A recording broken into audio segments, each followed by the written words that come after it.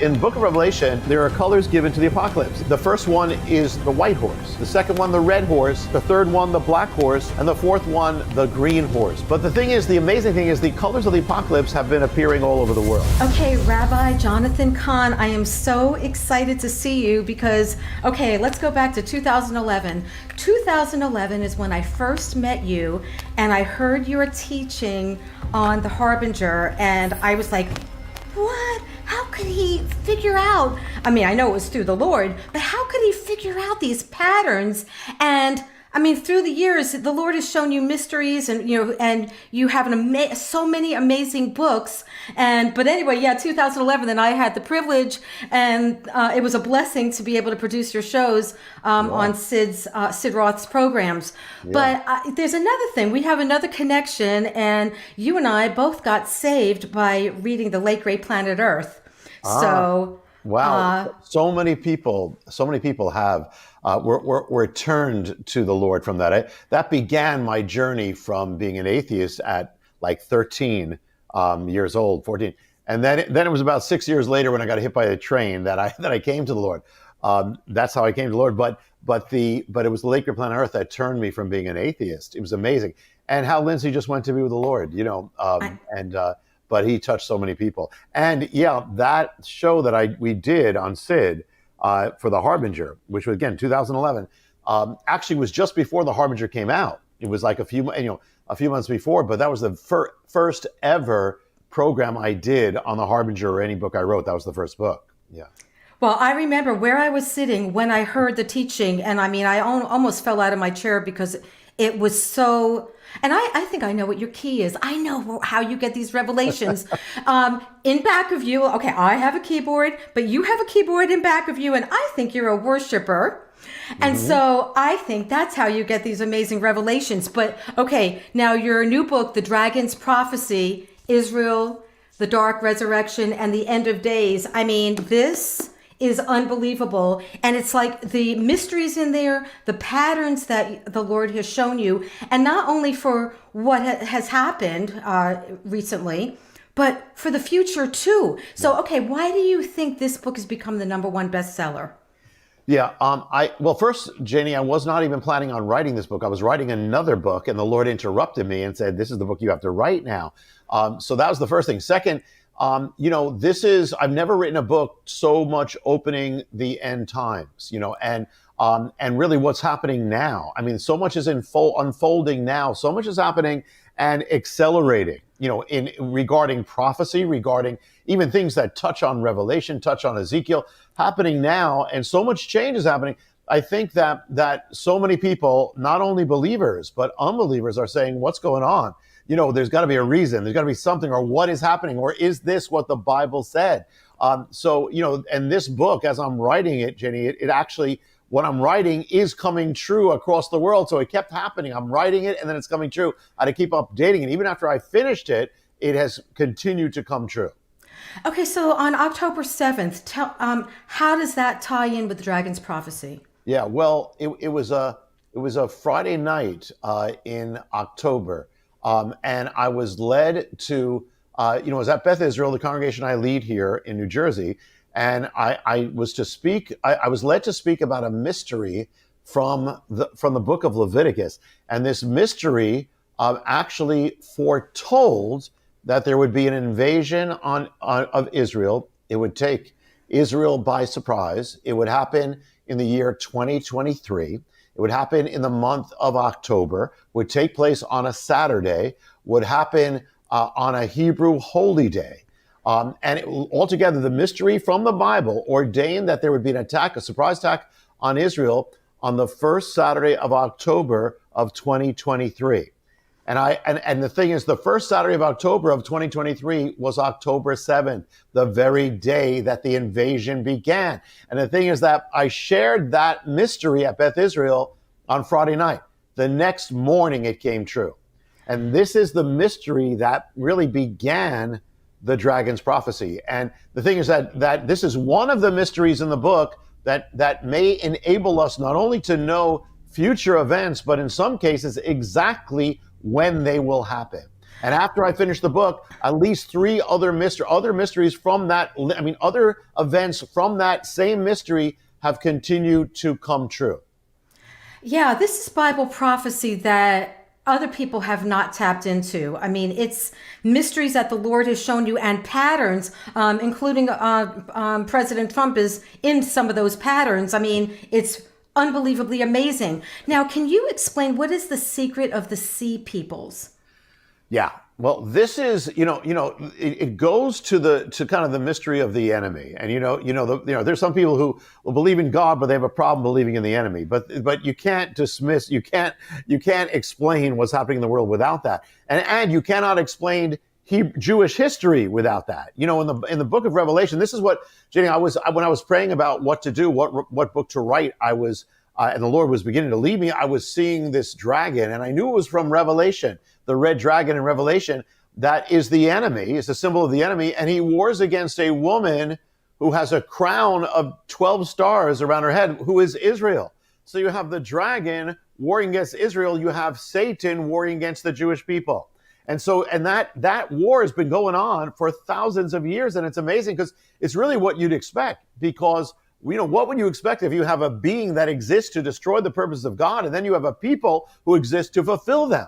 You're going to have a war. And that's why the Jewish people have been the most persecuted people in the world, the most hated people, the most vilified people. That's why Israel is the most attacked nation, because you cannot explain it. You can't explain things like Hitler without the enemy. This is what the Bible says. So what happened on October 7th was all part of that ancient mystery. And the thing is that the enemy is an imitator. So he imitates God. And the thing is so what did God do in the modern world? He resurrected the ancient nation, Israel, brought it back into the modern world. So what's the enemy going to do? And a lot of people have never realized this, and you'll never hear this on CNN or anything else. The enemy is going to also resurrect an ancient people. And which people? It's going to be an enemy people of Israel, because he's the enemy. So he's going to bring them back to war against Israel and to war against its right to exist. So who were the ancient enemies, arch enemies of Israel? They were called in the Bible the Philistines. Could the enemy have resurrected them? He already did.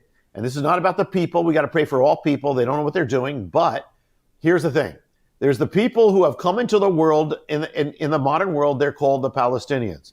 The word Palestinian, people don't realize, actually means the Philistines. In fact, the word Palestinian in their language, they don't say Palestinian. The word is Philistini. They call themselves the Philistines, literally. And the thing is that as God is resurrecting Israel, the enemy, at the same moment, at every step, is resurrecting the ancient enemies of Israel. There's a people who are being conformed into their image step by step to war against it. So again, what we saw, on October 7th was all part of that mystery. The enemy's behind it. And the thing is, there was a place, Jenny, that the Philistines had their headquarters. It was their little strip. It was called Philistia in the Bible, the land of the Philistines. Well, today it still exists, but it has a different name. Today it's called the Gaza Strip. The Gaza Strip is the land of the Philistines. And the thing is, when people don't realize, the Gaza Strip did not exist. I mean, Gaza did, but not the Gaza Strip. The Gaza Strip, when it came into the world? In the year 1948, the very year that God resurrected Israel, the enemy resurrects the ancient Philistia, and the people called Philistines, as the Jewish people are going back to the land of Israel. At the same moment, the people called the Philistines are going back to the land of the Philistines. It's all a setup by the dragon for what we are witnessing right now. It's like I always knew that Israel became a nation in 48. But I never realized what you're talking about and how the enemy tried to then, okay, you're going to do that? Well, then I'm going to do this. I mean, and you explain it way more in the book. Now, I didn't realize that Hamas is mentioned in the Bible. So explain that. Yeah. Hamas is an Arabic word, strange word, because it's an Arabic word, but it's also an ancient Hebrew word at the same moment. In Arabic, it means the Islamic resistance movement or Islamic zeal. In Hebrew, though, the word Hamas, as Hebrew word, means evil, violence, and destruction. And so, and it actually appears in the Bible. And when you look, I open this up in the Dragon's Prophecy, that you look at the Bible in the original language, for instance, it says in the Bible, it says in the Hebrew scriptures, Lord, save me from the men of Hamas. It says Hamas is risen up in the land as a rod of evil, and the land's filled with crimes of bloodshed. It says, you know how Hamas hides in the tunnels under the earth? Well, the Bible says Hamas dwells in the dark places of the earth. And then it says in the prophets, God says to Israel, rid Hamas from the land. And it says in the promise of Isaiah, it says in that day when Messiah reigns, it says in that day, Israel, no more shall Hamas be heard in your land. I had no idea about that until I read your book, and the details that you just said. I mean, how could someone not believe in Bible prophecy? Now, you also explained in the book about that Adolf Hitler had a part in October 7th, even 9/11. Yeah, if you expect, with this, if it's a war that's ancient and it continues, the enemy doesn't die. So in every generation, from ancient times to modern times, this war against the Jewish people or Israel is going to happen. And so you'd expect there to be a link, there'd be some connecting between these. He raises up one vessel, then they fall, he raises up the next, and the next, and the next. So there'd be like a passing of the torch. Well, there is. There was a guy named al-Husseini. He was famous for being called the Mufti in the Middle East. And he was responsible for Jewish bloodshed. He hated the Jewish people. But when he was going to be brought to trial, he flees to Germany. And he goes to Berlin and he meets with Adolf Hitler. And he there makes an alliance, and he begs Hitler to bring the Holocaust to the land of Israel. Hitler said he would as soon as if he won, winning the war, he'll bring it to Israel. Well, the Mufti ends up working for Adolf Hitler as his employee. He broadcasts on Radio Berlin his Nazi hatred infecting the Islamic world. And then after the war, he's going to be brought to trial in Nuremberg as a war criminal, but he escapes and goes back to Egypt. And in Egypt, he's hailed as a hero, and he becomes the father of Palestinian nationalism. There's a worker from an employee of Adolf Hitler. So you got a line from Adolf Hitler to Gaza. And not only that, but in Egypt, he encounters a teenager, an Egyptian teenager, and he takes him under his wing and he trains him and mentors him and teaches him and he disciples him. He becomes his disciple. The Egyptian teenager's name was Yasser Arafat. You got a direct line from Adolf Hitler to Yasser Arafat. And not only that, but Hitler also sponsored an organization, a new organization. He gave it money, he gave it training. It was called the Muslim Brotherhood. And the Muslim Brotherhood directly gave birth to Hamas. So here's this organization by Hitler, gave birth to Hamas. And when Hamas was founded, the founding charter, basically it reads as the words of Adolf Hitler. And the thing is that not only that, when October 7th happened, there were people, around the world and people in Israel and Holocaust survivors saying this is just like the Holocaust. That's what they did. They went house to house. It reminded them it was the worst day for Israel since the Holocaust, Jewish history. And the thing is, though, Hitler put a man in charge of the Holocaust. His name was Heinrich Himmler. And he chose as the day to put him in charge of the territories to begin the Holocaust. The day he chose was October 7th. Oof. So October 7th was the anniversary of that. And in fact, Himmler was born 39 years before he was appointed on the date of October 7th. It was all the anniversary. It's the fingerprints of the dragon. Wow. I can't, those parallels are really, they're amazing. Now, how is the Hamas invasion of Israel connected to the book of Revelation? In Revelation, it says that the dragon who wars against the woman, Israel, it says he spews water like a flood, a river out of his mouth, a flood. He floods her, tries to flood her away. And the earth swallows the water and saves the woman, but he tries by the flood. Well, October 7th was the dragon's attack on Israel.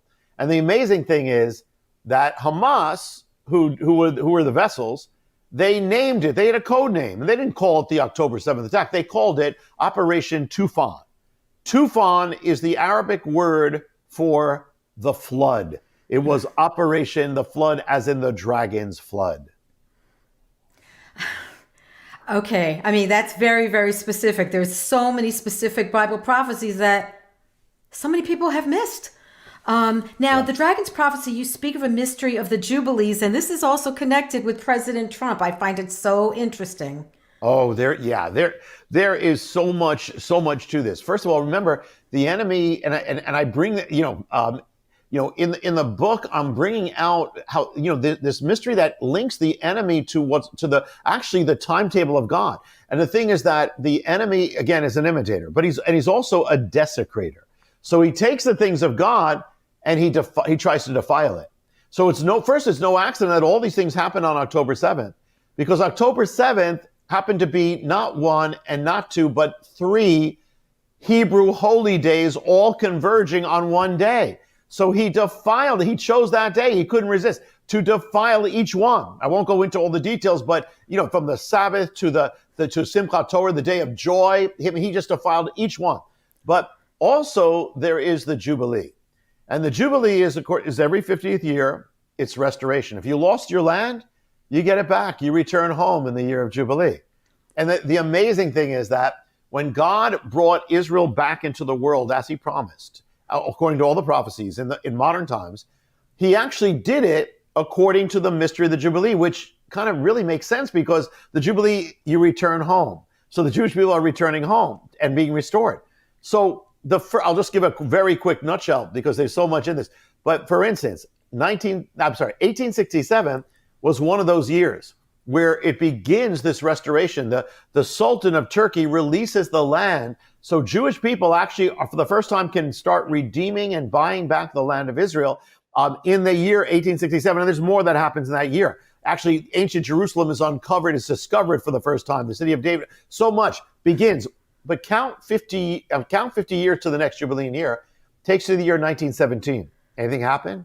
Well, in the Jubilee, the one who has your land has got to get off. Well, in the 1917, it's World War I. And the British come into the Middle East under a Christian general, Allenby, and the Turks, who are occupying the land of Israel, flee the land after 400 years. They flee the land. And the British issue in that same year the Balfour Declaration, which promises the land back to the original owner, Jubilee, the Jewish people. And the thing is, so that all begins at, but they don't get Jerusalem. That's their holy city. But what happens if you count 50 years? It takes you to the year 1967. Anything happen? In that 67 comes the 6-day war. And on the 3rd day of that war, the soldiers of Israel enter through the gates of their holy city. For the first time in 2,000 years, God restores the ancestral possession, Jubilee. Year of Jubilee, you got to go back. And the amazing thing is that at the moment they were restored, there is a rabbi named Rabbi Goren, and he's with the troops as they enter the holy city. And when he gets to the Temple Mount, he sounds the shofar. This is the sound of the Jubilee. The shofar sounds as they come into their possession. Now, he wasn't doing it knowing all the mysteries. He was just led to do it. The amazing thing is that Rabbi Shlomo Goren was born in 1917, the other Jubilee.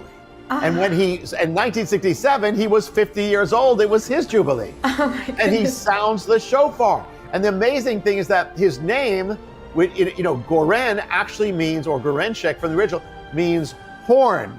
Rabbi Horn sounded the horn of Jubilee in the year of Jubilee in his own Jubilee. But now the one thing that they didn't get, and this goes with what you were saying, when you in the Jubilee, you don't just come home, you get the legal right. You're not just you are recognized. It is your legal right restored. Israel never got it. The world refused to recognize Jerusalem. But count 50 years, it takes you to the year 2017, next Jubilee. Anything happen? In that year, President Trump of America issues the Jerusalem Declaration, restoring the legal right to Jerusalem, the Jewish people, as the eternal capital, in the year of Jubilee. And I am sure that Trump was not studying the original Hebrew when he decided to do it on that day. He probably just woke up and said, it's a good day to do it. I think I'll do it. And that was it. And the amazing thing, though, think about that. In 1967, the key person was Rabbi Goren, which means Rabbi Horn. The key person in 2017 is President Trump, as in trumpet. It's no accident. So you got Rabbi Horn and President Trump. So God is amazing. But now the enemy is that imitator and desecrator. So he's going to take the mystery of the Jubilee and he's going to invert it, turn it against Israel. So how's that going to happen? Well, there was one event. It wasn't a victory. It was a calamity. And it was the worst calamity for Israel up until October 7th. It was called the Yom Kippur invasion or war. And there was an invasion, took Israel by surprise. It was the word, it almost brought the destruction of Israel. The prime minister almost committed suicide. They all were ready for destruction. And God miraculously turned it around. They won, but it shook them to this day. It was their worst war, the worst loss of life. Well, the enemy's going to take it and make it into a devil's jubilee. And so what happens if you take that year, that invasion, 1973, count 50 years to the Jubilee. It takes you to the year 2023. When did the Yom Kippur happen? In the month of October. So the Devil's Jubilee will happen in the month of October. What day? It happened on a Saturday. So this is going to fall on a Saturday. It happened on a Hebrew holy day that went back to Leviticus 23. So this is going to happen on a Hebrew holy day that goes back to the same chapter. And the Yom Kippur War happened on the first Saturday of October of 1973. So if you take the first Saturday of October of 2023, it's October 7th. In fact, when I in the book, in the Dragon's Prophecy, there are prophetic countdowns of thousands of days one of them starts in the 20th century, and it leads to the exact Saturday morning of the attack that happened. Wow. Okay. Was that the 18,263rd day? Oh, yeah. That's one of them. There's actually two countdowns, but the 18,000th one actually begins in 1973. I mean, and it ends up falling on the exact day. And the amazing thing is that the reason why it does is, there's a mystery to these things, but it's because of leap years, it falls on the exact day of that Saturday morning. In fact, when I told you at the beginning that when the Lord led me to share, at Beth Israel about this mystery, I was sharing about the 50-year mystery. And that Friday night, it was October 6th, which was the 50-year anniversary of the Yom Kippur War when I shared that mystery. But the amazing thing is, because of leap years, when you take the exact number of days, it doesn't fall on October 6th, it falls on October 7th, that Saturday morning, the very morning it happened. Everything is so specific in the scriptures. Now, do you have to, I know we have limited time, but can you explain the wars of iron? Yeah, well, in the Bible, the wars between Israel and the Philistines, or which is the Gaza Strip, Philistia, were centered on iron. At one point, it says in the Bible that the Philistines didn't allow the Israelites to make anything of iron or metal. They didn't allow them, and they had an advantage. But once the Israelites got iron, they started winning under David. And the thing is that, and so it was all about that. And so it's amazing, because when you look at the war between what just happened, what began, this is the biggest war between the Israelites and the Philistines since the Bible, what we're witnessing right now. And it's amazing because you get iron is all part of it. Number one, to defend Israel was called the Iron Dome. They had another thing called the iron sword, the iron, everything was called iron. All these weapons are called iron, and the actual war was called swords of iron. The war, Israel called it. And that's actually in the Bible. It says in some of the versions, it says the Philistines stopped the Israelites from making swords of iron. So it's called swords of iron. I mean, there's so much. Really. I mean, okay, it's all in here, very, very specific and more details on it. Okay, now can you explain the colors of the apocalypse? Yeah, the largest part of the book of the Dragon's Prophecy is called the End of Days. It's about what's happening right now, linked to ancient prophecies. One of the mysteries is that the colors of the apocalypse. You know, in Book of Revelation, there are a lot of colors, but there are colors given to the apocalypse. The first one is the white horse for conquest. The second one, the red horse for war. The third one, the black horse for famine. And the fourth one, the green horse, pale or green horse for death. So those are the colors of the apocalypse, which ultimately are going to center on Israel in the book of Revelation. But the thing is, the amazing thing is the colors of the apocalypse have been appearing all over the world. And they've been appearing wherever there's hatred for Israel. Whenever there's rage against Israel, where there's a gathering, they gather around a banner. And the banner, which it happens to be the flag of Palestine, is white for the white horse, red for the red horse, black for the black horse, and green for the green horse. And the thing is, every nation that has those colors, that configuration of colors in their flag, it marks them as an enemy of the nation of Israel. Yeah, no, that's unbelievable. I mean, I knew a little bit, like maybe like one flag, but not so many different flags. And now, what's the connection with the invasion of Israel described in Ezekiel? I mean, because everyone's talking about when is the Ezekiel war going to happen, and I didn't realize some specifics with October 7th.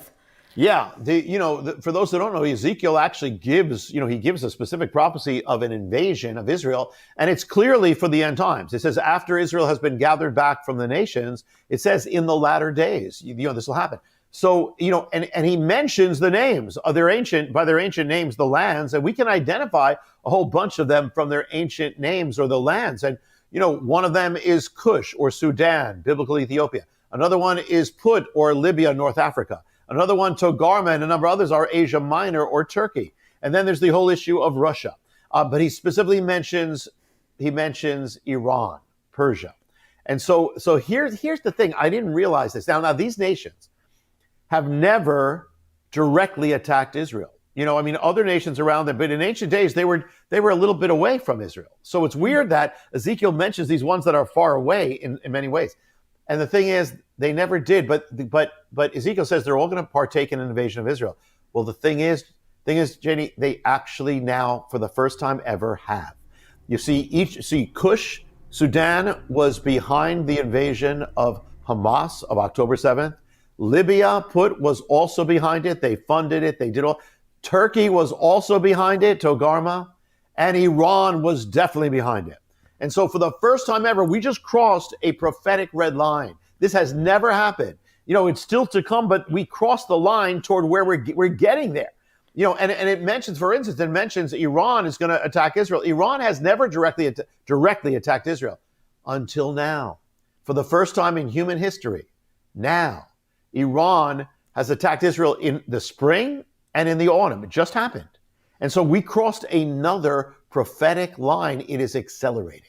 Right. The stage is set. And more than ever before. Now, what's the ancient entity called the Sar Paras? And you said that it actually ties in behind current and dangerous world events. Yeah. One of the things that the book opens up, it's kind of like, Jenny, I know we know this, but still, there's so many people, including believers, who don't realize how much this is so. But behind everything that's happening, there's a spiritual realm, and there's a prophetic realm, and there's mysteries. And when you take away the veil, it all makes sense.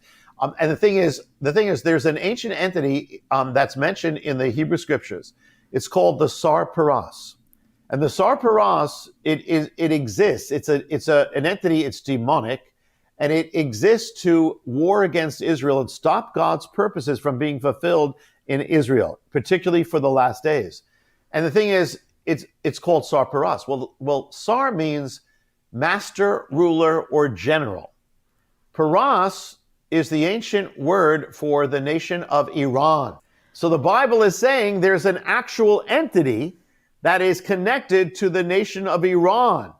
And so if you want to understand what's going to happen, if you want to understand what's going on, why is Iran, first of all, so obsessed with Israel, with destroying Israel? Because it's being moved by an entity that exists to destroy Israel. And why is Iran, the government and the system, I'm not talking about all the people, but why is it so demonic in what it's doing? It tries to get destruction. It tries it foments, destruction all over. And because it's being moved by this being, this entity. The Bible reveals it thousands of years ago. And the other thing is that Iran actually, when Israel first came back, was a friend of Israel. But then this turn happened. It took over, and it became this arch enemy of Israel. And the thing is that nations of the world, they try to keep Iran in control. But you cannot negotiate with a demonic entity. You cannot use diplomacy. I mean, you could try, but that's not going to solve it. And the other thing is, so that's why Iran's obsessed. Now, the other thing is that on the other side, the Bible also reveals there's an ancient entity that is connected to Israel, and it's called the Sar Yisrael, or the General of Israel. And this entity, the Bible says, is there to protect Israel, especially in the last days. So what is it? Well, the name of this entity, it means in Hebrew, who is like God. But in Hebrew, the way you say that is Michael or Michael. Michael, the Bible says he is actually defending Israel. And so the thing is, when all these things are going on in the Middle East, behind it, on one hand is Iran and the Sar Paras. Hezbollah, behind Hezbollah is Iran, and is the Sar Paras. Behind Iran, behind October 7th was Hamas, but behind Hamas is Iran. Behind Iran is the Sar Paras. It's all there. It's all connected. And when Iran, they launched all those missiles to attack Israel, most of them were struck down before they ever came to the land. Now, there's someone who studied the Iron Dome, and they said there's no way the Iron Dome could have done that in that span of time. But we know someone who can. And the thing is that the Bible reveals there's someone who's actually warring in the heavenlies. So you have these two entities warring in the heavenlies. That's why on earth, the two nations are at war. And yet, so behind all these things are the Sar Paras. On the other hand, behind the defense of Israel is the Israeli Defense Forces. Behind the IDF, the Israeli Defense Forces, is the Sar Yisrael. Behind the Sar Yisrael is Messiah, God. Right. And when you really look at it in the natural, I mean, how could Israel even be surviving when there's so little, the size of New Jersey? Yeah. So you have to know that it's very, very supernatural. Now, what's the ancient mystery behind the sudden death of the Iranian president? Yeah, the head of Iran at the time of all those missiles, who approved all those missiles going in, was a man named Ebrahim Raisi. Now, think about it. He's Abraham. He's named after Abraham, the father of the Jewish people who he's trying to destroy. And his very name bears witness to the Abrahamic covenant that he's breaking. And so, and God says, Israel's the apple of my eye. You touch Israel, you're touching the apple of God's eye. Well, he did. He sent all those missiles in, and after he did it, around 30 days later, he was struck down dead. And the thing is, this guy, he tried to bring destruction to Israel through these airborne missiles, these airborne objects, so that when they crashed, there'd be destruction. Well, so the Abrahamic covenant, whatever you do is going to come back. Now he's in an airborne object. He's in a helicopter, and it crashes, and he is destroyed. Exactly what he tried to do to Israel. But not only that, after he sent those missiles in, people don't realize, he actually threatened destruction. He announced the destruction of Israel. He threatened there's going to be nothing left of Israel. Well, that's blasphemy, because Israel is God's nation. You are not going to destroy it. Okay, but he did. It was blasphemy. The day before he was struck down in that helicopter. The day before, it was a Sabbath day. And all over the world and in Israel, the Jewish people are opening up their scrolls to the word appointed from ages past. What was the word? The word ends with saying, the man who spoke the blasphemy shall be struck down. The next day he was. And not only that, but God, in Ezekiel 38, when he talks about the different nations that are going to attack Israel, one of them is Iran, and Iran is the first one to ever do it, actually do it directly. He says, I will bring you against the mountains, and you will fall upon the mountains. Well, when Ebrahim Raisi was struck down, he was brought down literally on the mountains. He fell upon the mountains. It's so very specific. Okay, now there's just like so many exciting things. So that's why I'm wanting to get so much in. So what's the connection between the Temple Mount, October 7th, the Antichrist, the five red heifers, the secret of the Mount? Yeah, there's so much here. Well, the thing is, the Temple Mount is the ground zero of prophecy. It's where everything is going to, it's where the Antichrist is going to go. It's where the temple is going to go. It's where Messiah is going to reign from. So just by that, it's going to be warred against. There's going to be a spiritual war against this. You know that. And the enemy is going to do everything to fight to not let God's purposes happen on that mount. And so it's not an accident that right now, Jewish people are not technically allowed to go up there and worship, on that mountain. The enemy has kept it. It said, he's kept control of it. Well, if anything threatens that control, the enemy is going to go crazy. All hell, the dragon is going to go crazy. Well, people don't realize, but something actually happened. It was months before October 7th, and it was on a Hebrew holy day. It was Passover. And the rumor spread that Jewish people were going to go on the mountain to celebrate Passover on the mountain, on the Temple Mount. First time in thousands of years. Well, that caused all hell broke loose on the Temple Mount. And it was that led Hamas to issue a threat to Israel saying, because of this, we are going to basically you're playing with fire and basically threaten revenge. The revenge was October 7th for the Temple Mount. And the thing, it wasn't just Hamas, it was the dragon. He's saying, you touch my mount, you touch that, I claim it, you touch it, I'm going to go crazy, I'm going to wreak havoc. October 7th was from the Temple Mount. In fact, when Hamas gave their statement about why they did October 7th, they said it was because of the Temple Mount. It said because you tried to do this and you tried to celebrate your sinister festivals on it. Sinister. I mean, it's the devil talking. And they also, in one of their statements, they mentioned the red heifers. They said because of those cows, those red cows, who's going to be threatened over cows? Well, the dragon is, because he knows what it means. So all these, in fact, Jonah and Janie, not only that, but also people don't realize behind the calamity of 9/11 was also the Temple Mount and prophecy. Temple Mount. Actually, when Osama bin Laden said why he did it, it was almost the same words that Hamas used 20 years later when they said why they did October 7th. So at both events, it said it was because of the Temple Mount, he said. So this is not bin Laden, it's not Hamas, it's the dragon. Now, this is just speculation, but some people were saying that Trump's administration, some are very, very pro, like building the temple. Do you think during his, when he's president, that they could rebuild the temple? Well, they are. There is at least one major guy who actually made a statement a number of years ago who said, basically, he talked about the temple is to be rebuilt. And he's big for the Trump administration. Yes. It could be, for Trump to do what he did, to recognize Jerusalem, that was a Cyrus act. To do that act, when Cyrus did it, it led to the building of the temple. And when he recognized Jerusalem, when Cyrus issued a proclamation, about concerning Jerusalem, it led to the rebuilding of the temple. So in fact, when Trump did it, people in Israel issued coins with Trump's face on it and Cyrus on it.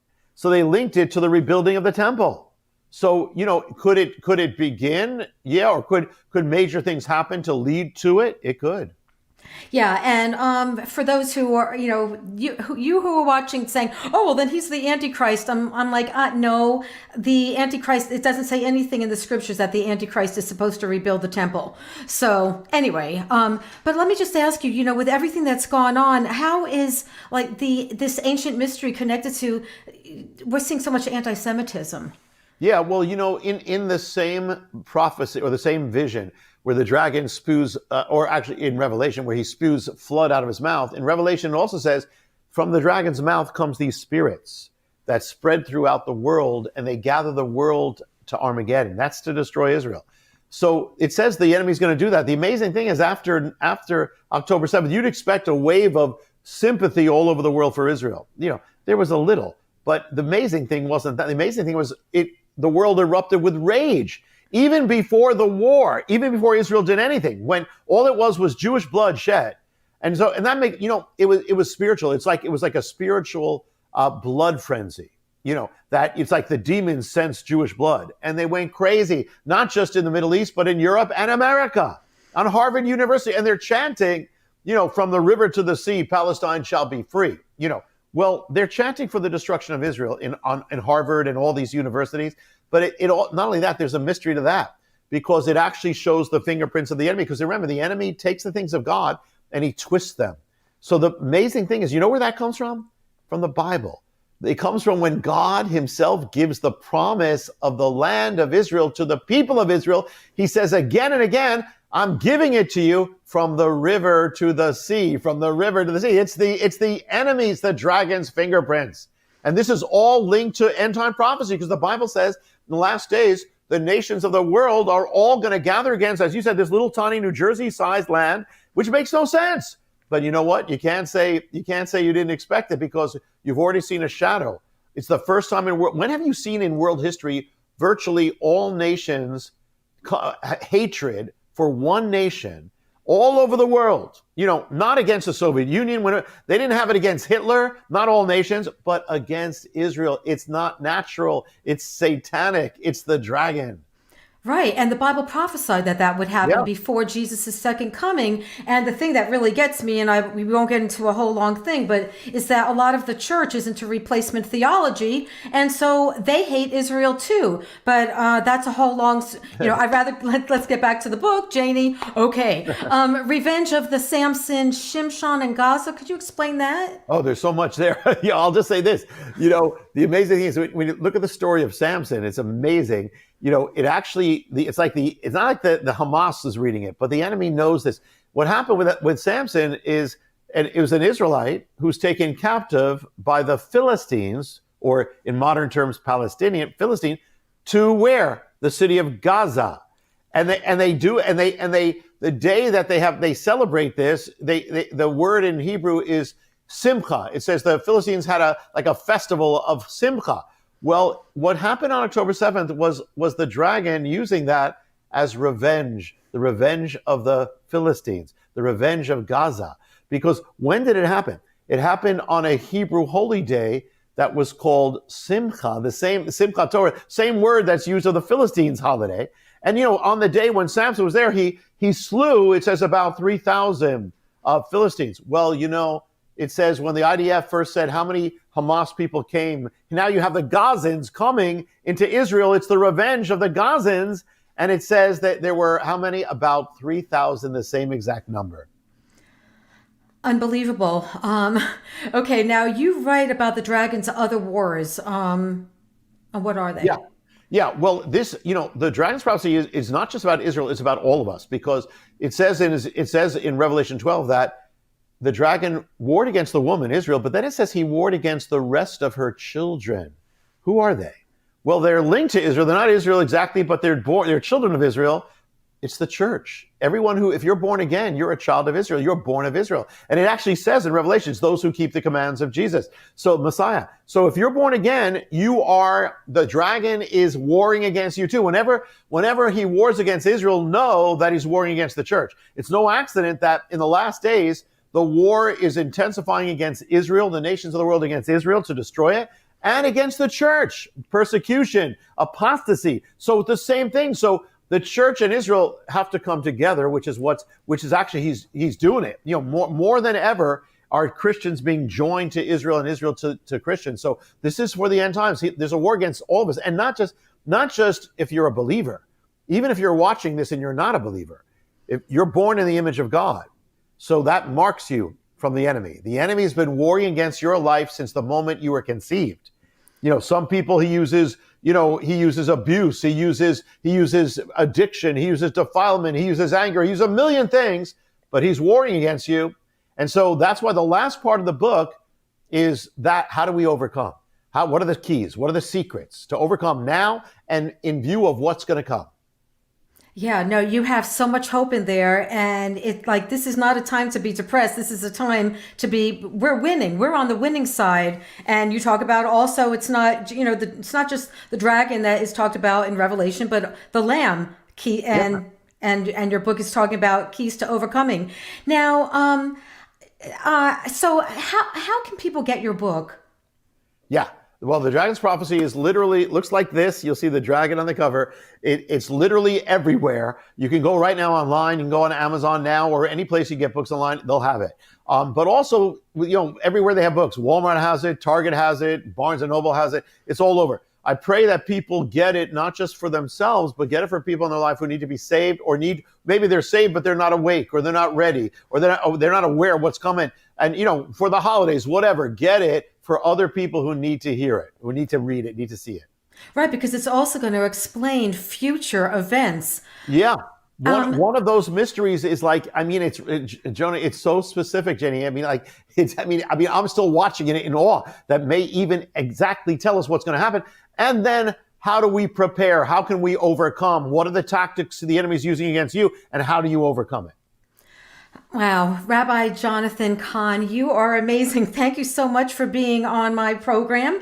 And everyone has to get a copy of this book. It explains so much, and I really believe it's going to open up people who are saved. It's going to open up your eyes and also see you'll be on the watch of what's happening in the future. But unsaved people, this is going to open up their eyes too. So Yeah. thank you so much. Janie, thank you always. And also just a quick thing: if people want to get in touch, it's Hope of the World is the ministry, which sends out free teachings, prophecy updates, all that. Just go online. It's hopeoftheworld.org. They'll bless you.